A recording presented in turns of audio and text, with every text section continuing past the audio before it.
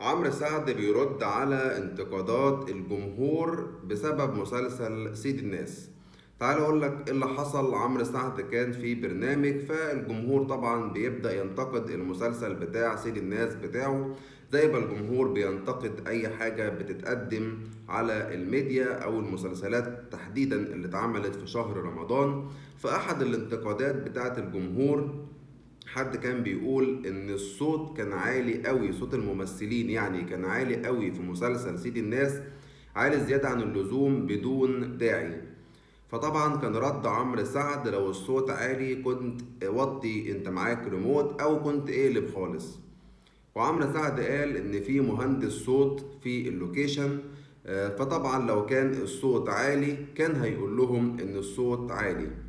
كمان ذكر عمرو سعد ان اسماعيل ياسين زمان كان بيطلع في الافلام وبيرقص وراه حوالي 70 ولا 75 رقاصة.